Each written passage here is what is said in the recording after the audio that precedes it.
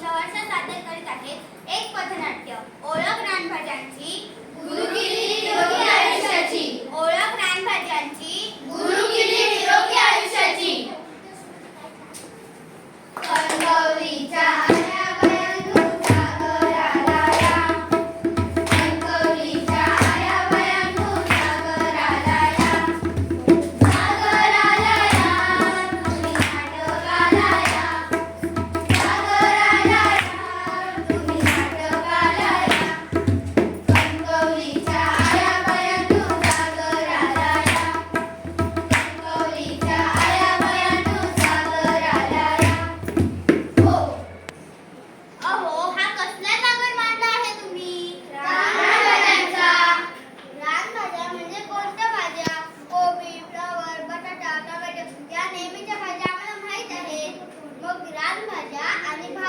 यातील फरक काय? थांब, मी तुला सांगते. रानभाज्या म्हणजे पावसाळ्यात नैसर्गिकरित्या उगवणाऱ्या भाज्या. इतर भाज्यांची लागवड करावी लागते, त्यांना खत पाणी घालावे लागतं, कीटकनाशक फवारणी करावी लागते, म्हणून तर इतर भाज्या महाग असतात. रानभाज्यांना कोणताच खर्च करावा लागत नाही, त्यामुळे त्या कमी दरात मिळू शकतात. इतर भाज्या महाग असतात म्हणजे त्या पौष्टिक असतात असं मुळीच नाही. रानभाज्यांवर कीटकनाशके व रासायनिक खतांचा फवारा होत नाही, त्यामुळे त्यातील जीवनसत्वे व खनिजे टिकून राहतात, त्यामुळे त्यातील नैसर्गिक चवही टिकून राहते. इतर भाज्यांच्या तुलनेत रानभाज्यांमध्ये जीवनसत्वे खनिजे भरपूर प्रमाणात असतात. पावसाळ्यात मुले वारंवार आजारी पडतात व त्यांची शाळा बुडते. पावसाळ्यात जर मुलांनी रानभाजी खाल्ली तर त्यांची शाळाही बुडणार नाही व ते निरोगीही राहतील. रानभाजी फक्त लहान मुलांनाच नाही तर मोठ्या माणसांनी लहान थोरांनी पण खाल्ली पाहिजे. रानभाज्यांचे महत्त्व सर्वांना पटावे म्हणून आम्ही हा जागर करत आहोत. हो, आम्हाला पण पटलं. आम्ही पण येतो. चला रानभाज्यांचा जागर करूया. कणकवलीच्या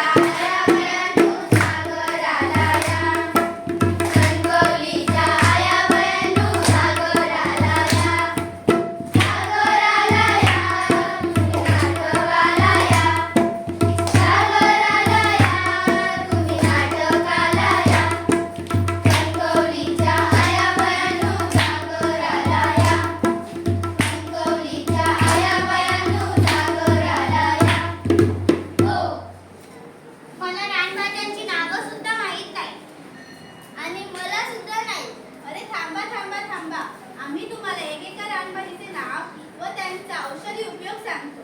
ही आहे अळूची भाजी. अळूची पातळ भाजी गरगटे व अळूच्या पानांच्या वड्या बनवतात. हो, मला अळूच्या वड्या खूपच आवडतात.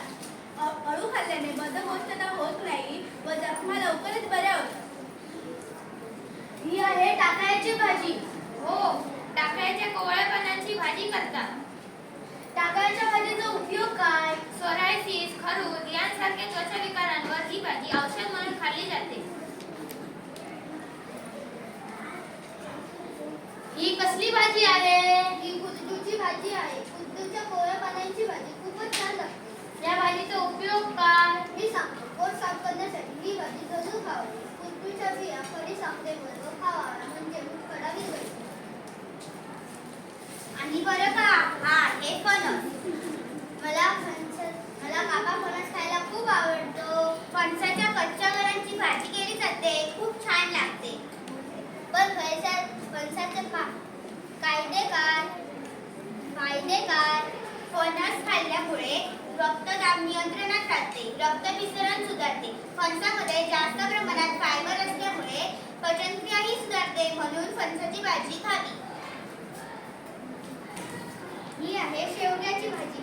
ही तर खूपच महत्त्वाची भाजी आहे. का बरं महत्त्वाची? कारण यात कॅल्शियम, पोटॅशियम प्रमाण जास्त असते.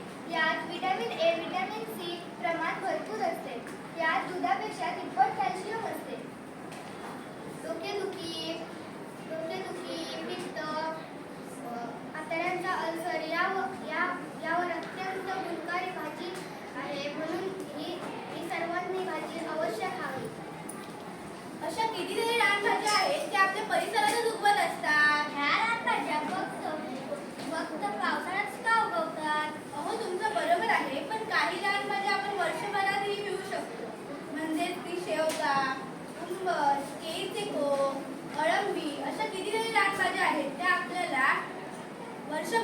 वर्षभरात मिळतात. हे तर खूपच चांगले आहे. रानभाज्यांचं महत्त्व मला पटलं. हो, मी सुद्धा माझ्या आहारात रानभाज्यांचा वापर करेन व इतरांनाही रानभाज्या खाण्यासाठी प्रवृत्त करेन. मंडळी, आम्हाला पटलं रानभाज्यांचं महत्त्व, तुम्हाला पण पटलं ना? मग नक्की रानभाज्या खा आणि निरोगी राहा. रानभाज्या खा, निरोगी राहा. रानभाज्या खा, निरोगी राहा. शेवग्याची भाजी आवडीने खावा, दुधाच्या तिप्पट कॅल्शियम मिळवा. शेवग्याची भाजी आवडीने खावा, दुधाच्या तिप्पट कॅल्शियम मिळवा. अळूची भाजी खा गरम गरम, पोट साफ करून घ्या, पोटाला आराम. अळूची भाजी खा गरम गरम, पोट साफ करून घ्या, पोटाला आराम. टाकळ्याची भाजी चवीला न्यारी, टाकळ्याची भाजी चवीला न्यारी, कुरडू खा, कुरडू खा, मूत खराटा. फणसाचे गळे खायला बरे, फणसाचे